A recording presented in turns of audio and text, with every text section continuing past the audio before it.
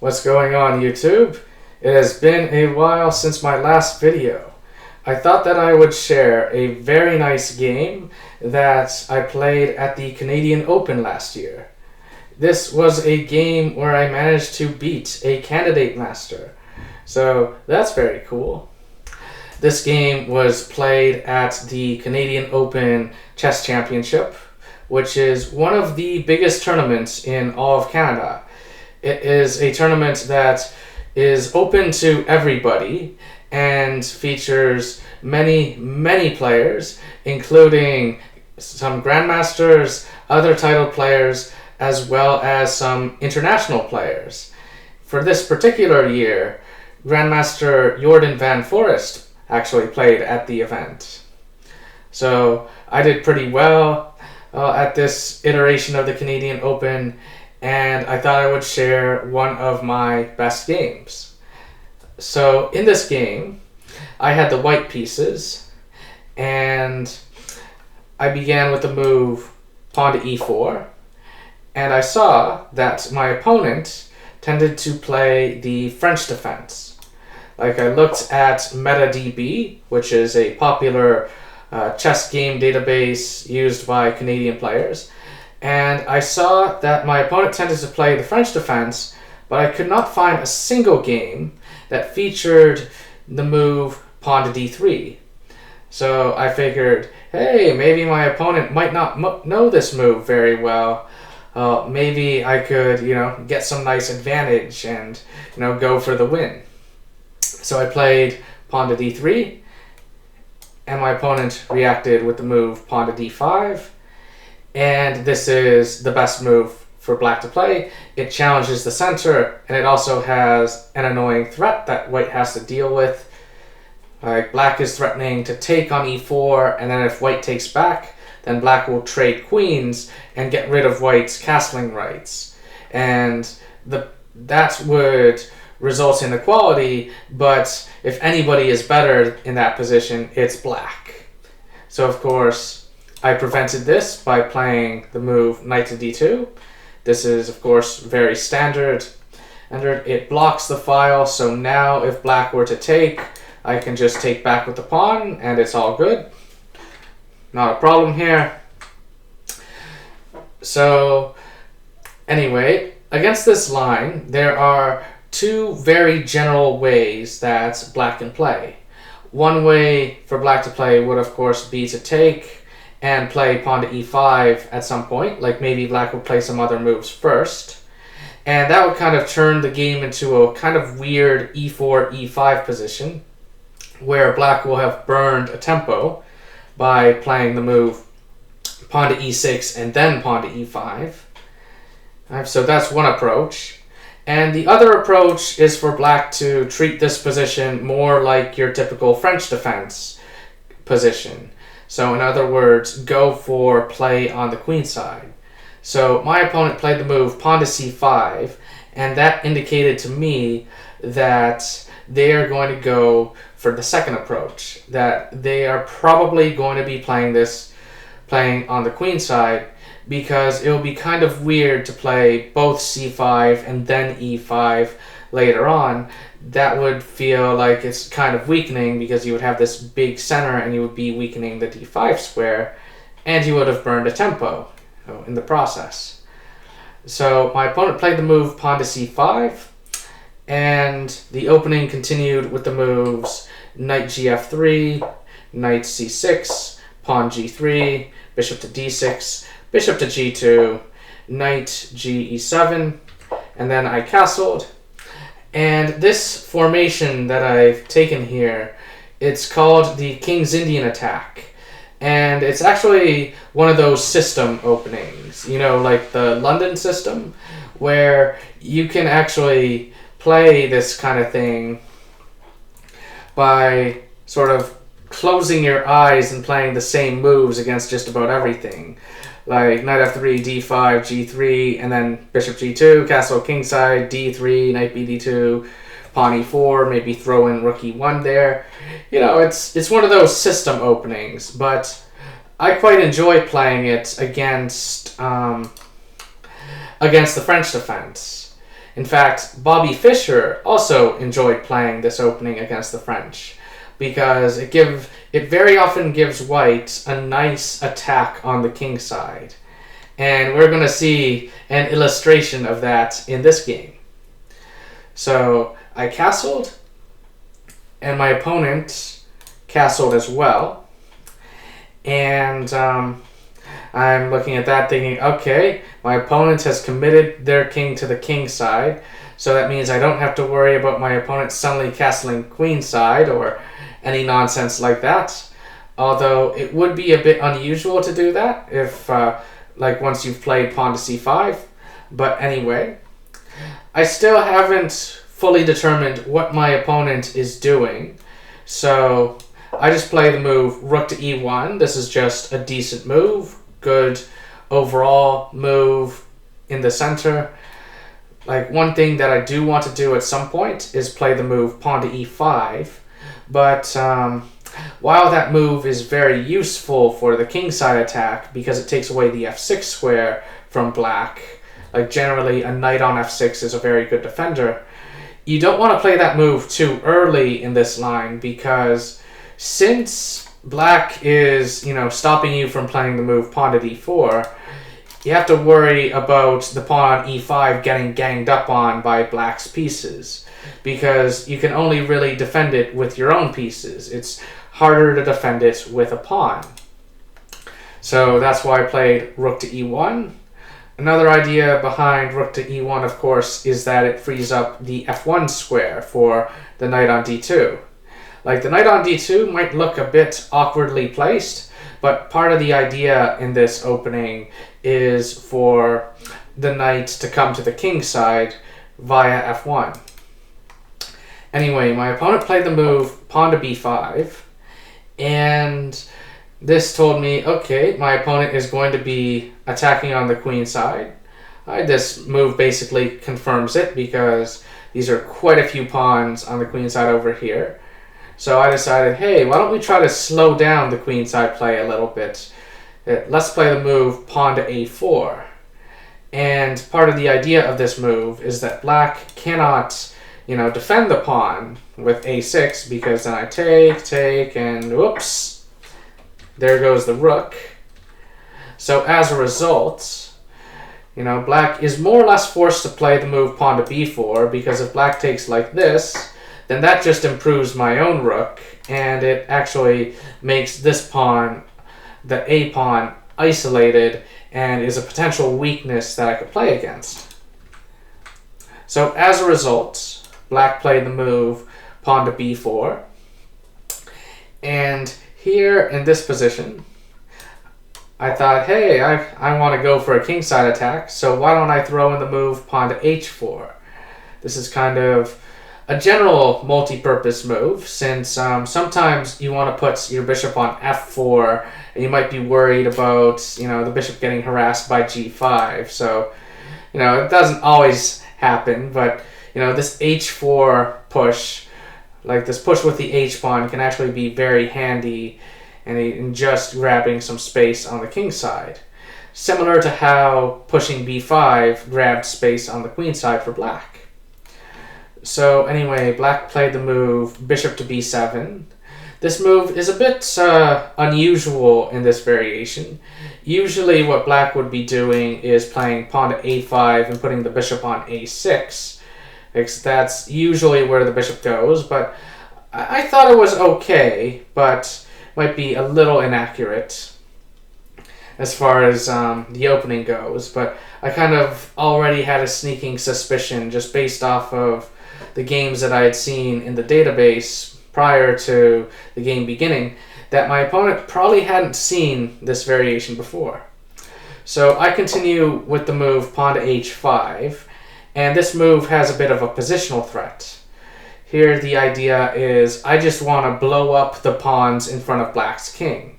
For example, if black were to make, just a silly move like queen to c7, for example, then pawn to h6 would be very strong. This would be very annoying because black either has to take this pawn and damage the pawns in front of their king, And, that's no good. Like, even though black would be up a pawn, it's not like those pawns would be winning any endgames if we went to one. So that's just bad in general for black. Like the h-pawns would now be weak targets for me to pick off. The bishop on c1, for example, would be able to get at the guy on h6. And playing pawn to g6 would create a hole on the g7 square that I might be able to make use of. Like, it would weaken g7 and it would also weaken f6. So I might be able to do something like, play e5 at some point and maneuver a knight onto the f6 square. Ideas of that sort. So h6 is kind of a positional threat. It's kind of something that would really mess black up. So as a result, black correctly did not allow this. Black was like, no, I'm just going to play pawn to h6 myself and say no to this nonsense and no to this idea. And then so I was like, okay, I think it's time for me to play pawn to e5, since the pawn is fairly well supported here. The knight and the rook both protect the pawn. I could potentially put the bishop on f4 to add some further protection to it, like once I move this knight away. And just in general in the French defense, like if you're familiar with the advanced variation of the French, then you might know about how it's very often the case that you want to play h4, h5 while you have your pawn on e5, because these pawns do a great job of controlling, these squares f6 and g6 in front of, like on the king side. They do a great job of just taking a good amount of kingside space and suppressing black's play on that side of the board. So anyway, my opponent played the move bishop to c7, because their bishop was under attack. The move pawn to e5 came with tempo. I now played the move knight to f1, and the engine was not crazy about this move. It does not like this move very much, but I think it's okay. I, of course, was not looking at the engine during the game. This was a classical over-the-board game played with, I believe the time control was 90 minutes plus 30 with 30-second increment. And so, but anyway, I think the move knight f1 makes a lot of sense to me. It's a very typical idea in this opening to bring the knight to g4, and since the opponent has played the move pawn to h6, there are ideas of potentially sacrificing something for these pawns. Like the bishop on c1 is already, taking a look at that pawn there. So I was thinking, hey, maybe we can go for a sack there. Now, objectively, I don't think this quite works, simply because of the setup that black has taken. Like, you can't always just blindly do the same plans, and regardless of what your opponent has done. Because I think if black plays move knight to f5, then this plan might not work so well. Oh, but I still wanted to go for the attack. Like, I played knight f1, opening up my bishop and getting ready to bring my knight to the king side. Although one thing that's interesting about the King's Indian attack, like if you study it very deeply, is very often it's the case that you could have a very good plan that doesn't feature the kingside attack. Sometimes it can be correct to play in the center, and sometimes white can even play on the queen side. So that's why, earlier in the game I was just making all of these very flexible moves, like pawn to a4, rook e1, all that stuff. Here, the engine actually prefers the move knight to b3, attacking the pawn on c5, and the idea is that if black ever pushes this pawn, you put the knight on c5. So that's very interesting, but it's not what happened in the game. It's not what I went for. But it is kind of interesting to see, the engine's suggestions after the game, see what you could have done differently. Like, the knight b3 idea, I've never really played quite like that before. It seems counterintuitive, but sometimes you do learn these weird ideas and you use them later on. Anyway, I played the move knight to f1, and my idea is just to bring the knight to the king side. Knight to h2 and knight to g4 is a very typical maneuver, but I don't think it works so well here because black has the move knight to f5 at the right time. That would defend the pawn on h6 and would discourage any sacrifices over there. But here, in this position, my opponent played the move pawn to c4. And, this move looks very strange to me. Like during the game, I was thinking, I don't quite understand why my opponent is doing this, because I actually want to play the move pawn to d4 now. This will add support to my e5 pawn, and now it kind of looks like I have a very good version of the advanced variation, because now my pawn on d4 can't be attacked with a pawn. So the guy on e5 is very secure. So, white now has a decent edge here just due to all of this space on the king side. And my opponent went even more wrong with the move pawn to c3. And I remember during the game, after this move, I was basically just sitting and thinking for 10 minutes, even though the move that white should play looks very obvious. But I was just thinking to myself, hey, isn't this position, after I just take the pawn, isn't this just completely winning for white? And I turned out to be right, because that's what I played in the game.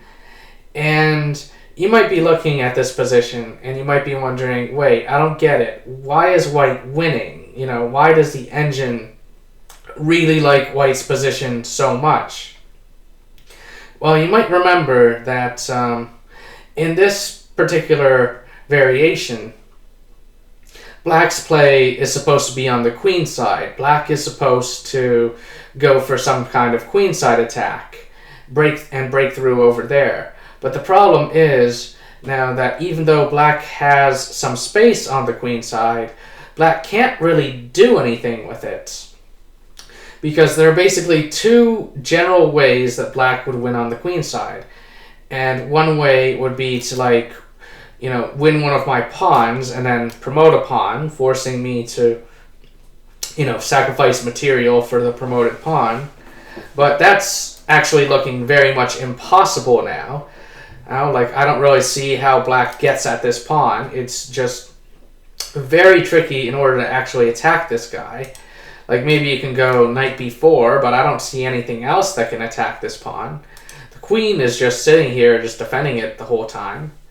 So that's one way to win on the queen side for black, is to win a pawn and then promote one of black's own.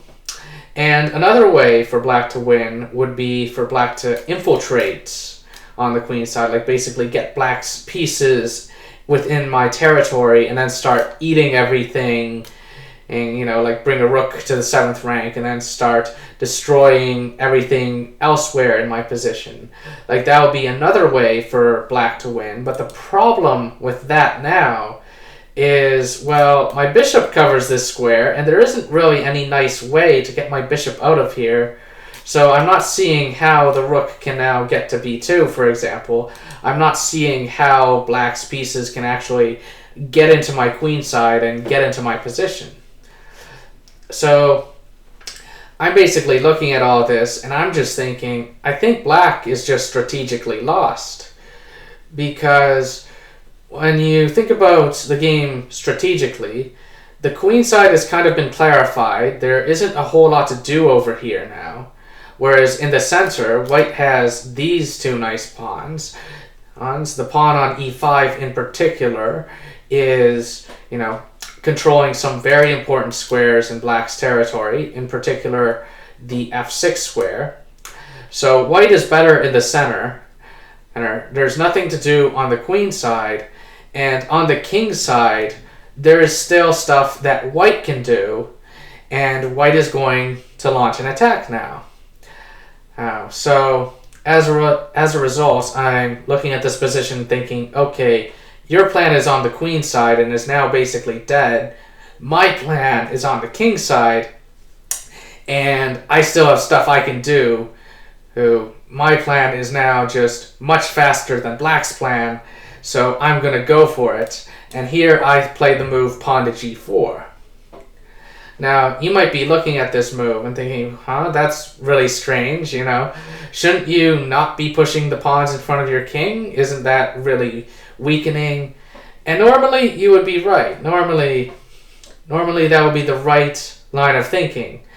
But the problem is that the center is closed, and it's very hard for black to ever open it. Like, there's only one way for black to do so, and that would be with the move pawn to f6, which is a very typical break in the French defense. And it's like challenging the guy on e5 by playing pawn f6. But if black doesn't do that, like if the center stays closed, there isn't actually any way for black to get at my king. My king is actually extremely safe. Okay, so as long as the center stays closed, g4 can be justified. The pawn can be brought into the attack. For example, right now, if black were to play pawn to f6, which might have been a decent try, I could just take, and then black would have to take back with the rook, otherwise this guy would drop. I could just play g5 right now, and then there are ideas of taking the guy on e6. I could just win that guy over there. So f6 is not possible right now, but I do have to make sure that I'm always paying attention to that break. So anyway, I played the move pawn to g4, getting ready to bring the pawn into the game. Black improved their bishop with the move bishop to a6. It looks like the bishop is active, but in actuality, the bishop doesn't really have a whole lot to do. I do not want to trade my knight for the bishop. I bring my knight into the attack with the move knight to g3. I could have also gone for the knight h2, knight g4 maneuver, but I thought knight to g3 made a fair bit of sense.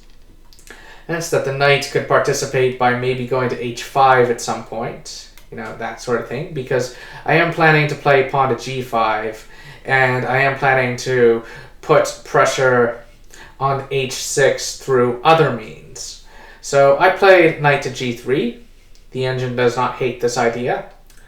Black played the move king to h8, which already kind of was a huge moral victory for me, because it kind of suggests, okay, yeah, I couldn't see anything for you to do on the queen side, and now you're playing on the side of the board where you're weaker, and black is making moves that are quite passive. King to h8 is not really a developing move. It doesn't really do a whole lot in terms of improving black's pieces on the king side. It's just, it's just very defensive. It's kind of the king is going into a bunker, and he's kind of just praying that the attack doesn't kill him. So anyway, I continued my attack with the move pawn to g5. I'm just getting in here, getting ready for this attack. The attack is kind of coming pretty slowly, but the thing is, white has all of the time in the world, because black's play on the queen side is kind of dead. There isn't a whole lot to do here. So black continued with the move knight to g8. This was part of the point of king to h8, just adding more defense to the h6 pawn. But the problem is that, black's pieces are so passive. The knight is now undeveloped itself, and, doesn't really have much of a future. So I'm thinking, okay, well, if you're making weak moves like that, I'm just going to keep bringing more pieces here. I'm always eyeing the f6 pawn break. I'm always worried about that, because that would be how black potentially gets back into the game, would be to play pawn to f6 and shatter the center.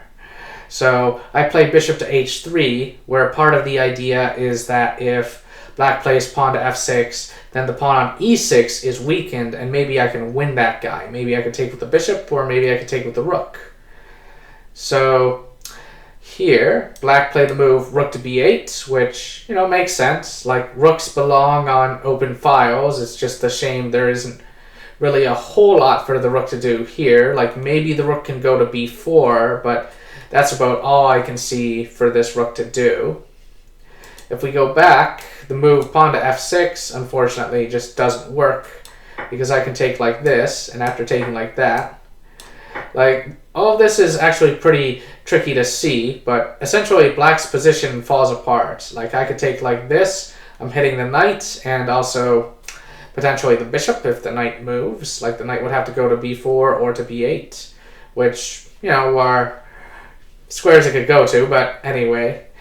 It looks like maybe black can win my bishop on h3 with bishop to c8, but it's totally fine to take like this with rook takes c6, and then if black takes like that, we have this idea knight h4 going over there, and despite the pawns in front of white's king having been pushed, and despite the presence of a bishop on h3, it is white's king that is safer, because this rook is looking at the pawns on the 6th rank. This knight is looking at getting to the g6 square and getting very nasty. So this is not what happened in the game. In fact, this is pretty sharp stuff. But I'm thinking complicating the position with f6 was what black needed to do, even though objectively it's completely lost. Otherwise, black is just waiting for a slow death to come. Like, black is essentially praying that white messes up their attack, because white is the only one in the position who's actually building towards something. Black's play on the queen side is no more. Anyway, black played the move rook to b8, and I continued with the move king to g2. Part of the idea of king to g2 is just to free up the h1 square for my rook. Black's king is on h8, so it's a very good idea to just line up the rook with the opponent's king, because if things open up, you might be able to checkmate him. You might be able to go get that guy. So I played king to g2. The engine actually prefers just taking on h6, which I think is okay, but I kind of feel is kind of rushing things a bit. Like, takes, and then bishop g5, queen d7, queen c1. This is what the engine had in mind, and I think this position is totally okay in terms of the attack. Like, I think the idea is that black's knight would go away somewhere, and then you would push pawn to h6 and keep attacking, that kind of stuff. Like, try to play pawn to h6, maybe provoke g6, play pawn to h7, and then if he doesn't take it, like if he moves the knight again, you play bishop to f6 check, that kind of crazy nonsense. But anyway, this is not what I went for. I just went for king to g2 with the idea of bringing the rook into the attack. The opponent played queen to d7, just a developing move, I suppose. But this move by itself, it doesn't do a whole lot, although we will see the idea a little bit later. I played the move bishop to f4 because I'm always worried about pawn to f6. I'm always worried about the e5 pawn, so I decided to add a bit more defense to it. Another idea of bishop to f4 is that it frees up the c1 square for my queen, so I can play queen c1 and maybe take on h6 that way. And I still have rook h1 as an idea. I just didn't want to play rook h1 right away because I was worried about the pawn on e5, being weakened a little bit. Like, this is a very important pawn. It's essentially what's kind of cramping black, kind of stopping black from blowing things open and going after my king. And for example, in this position, if I played rook to h1, then f6 is possible. Like, you notice the change in the engine evaluation. White is still better, but white is not necessarily winning. just better. Or like the engine gives a line like this, like I would take like this, maybe take like that, and then the engine wants the rook to go back because now it's kind of misplaced. So basically, I did not want to allow f6. I wanted to keep my rook here for now and keep the e5 pawn well protected. Like basically have it be the case that if he does take on e5, then maybe I could take back with a piece and, keep stuff over here. Things of that nature. That's what I was thinking of, just adding some more support to the e5 pawn. So anyway, in this position, after the move bishop to f4, black played the move h takes g5. I played bishop takes g5, and now black played bishop to d8. Black wants to trade pieces away, and now here I had a very nice little in-between move. Like, I of course don't want to trade these bishops, but I also wanted to do this. I wanted to get rid of my h-pawn. You might remember earlier I said that the move pawn to h6 would be kind of just this very nasty positional sacrifice of the h-pawn, and well, h6 is now free. The square is now available, so I push the pawn, and here, black kind of has to react to this threat, because if black takes here, then I can take like that, and this is just, this is very unpleasant for black. All my pieces are just going to get in here, or like queen to g4, or knight h5 check, or rook h1. Like, I don't think black's king is surviving this. This looks very scary. So anyway, I played the move pawn to h6, and black played pawn takes h6.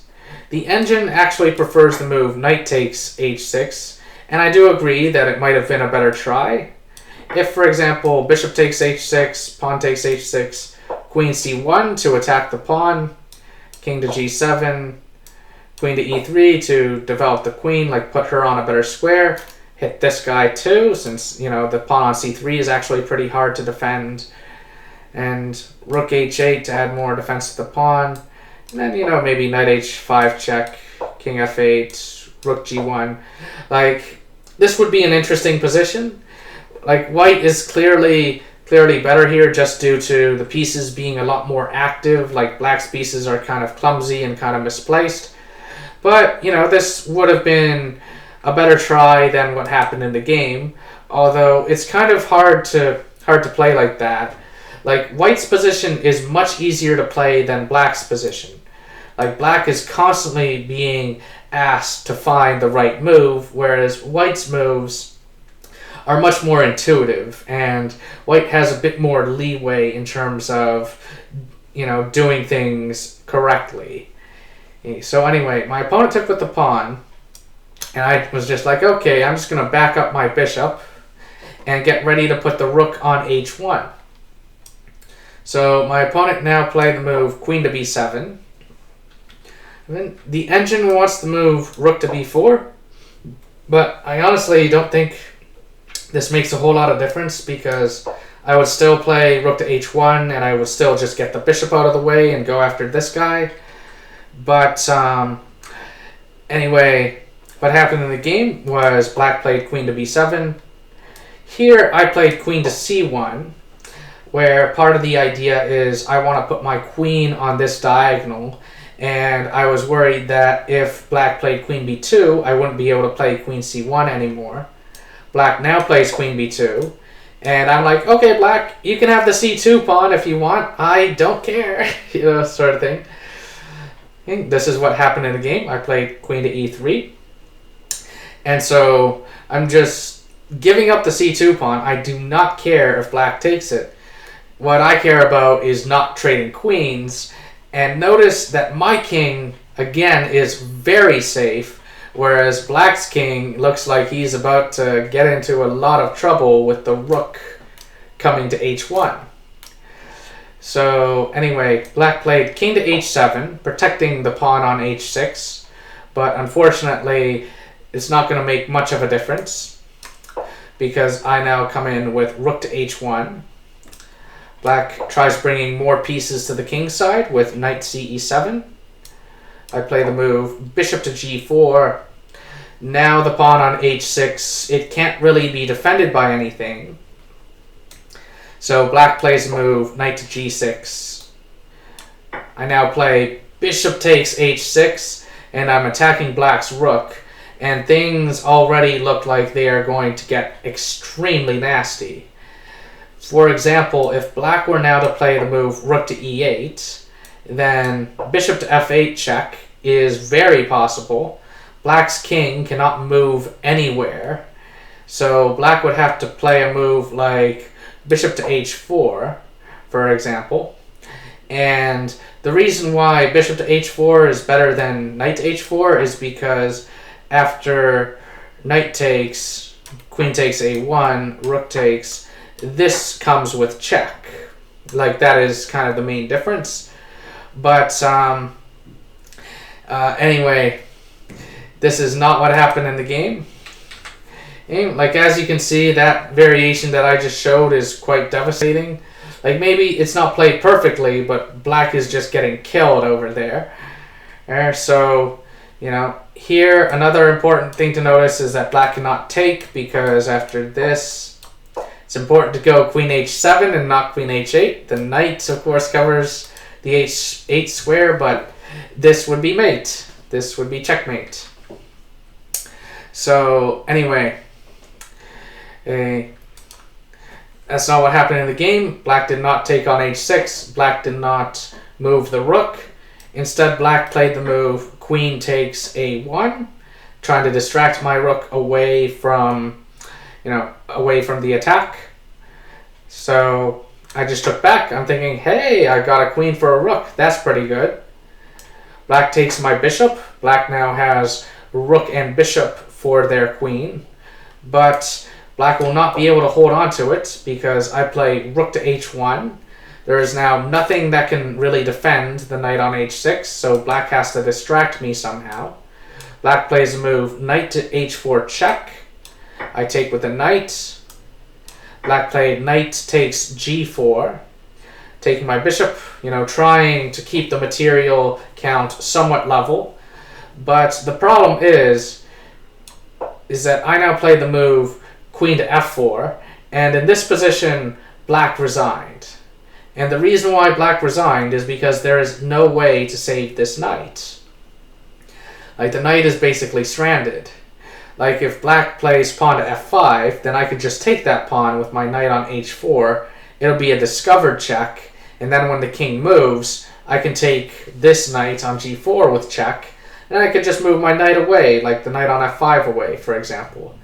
And if black plays rook to g8 to try to save the knight, then knight to f3 is a discovered check. The king would have to move to the g-file, and then the queen takes the knight with check.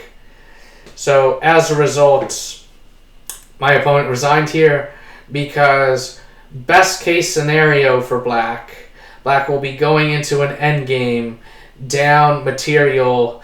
White would have a queen and black would have a rook, and that's no good. That's completely winning for white.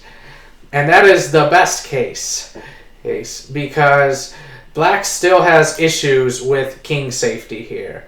What's probably the best line for black is probably just rook g8, knight f3 check, king g7, queen takes knight check, king to f8, and then just have the king run and hide. That's probably black's best line, but it's still not very good. Black's position is just falling apart. Alright, white just has too much material now, too much of a material advantage.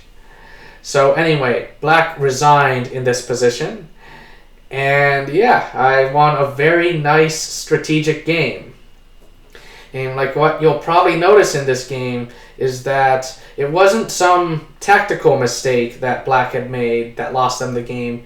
It was actually a strategic mistake. In fact, I would argue that it was all the way back here where black played the move pawn to c3.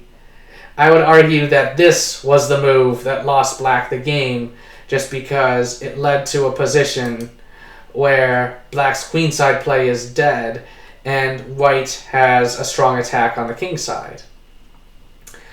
So anyway, I hope that you enjoyed the game.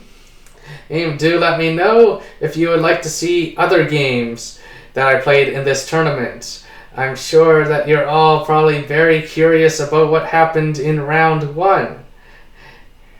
Anyway, that's all for now. Thank you and goodbye.